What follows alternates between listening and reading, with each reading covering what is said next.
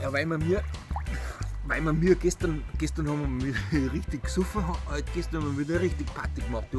Insgesamt habe ich gehabt 12 Weißbier so um den Dreh herum habe ich gehabt und jetzt habe ich gelesen, dass praktisch um das wieder diese Kalorien zu verbrennen, müsstest du sozusagen eine Viertelstunde ausgiebig schwimmen, damit du da ein Weißbier wieder verbrennst, aber richtig ausgiebig.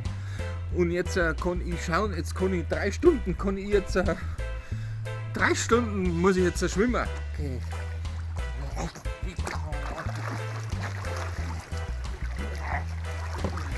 So schnell sauf ich nichts mehr.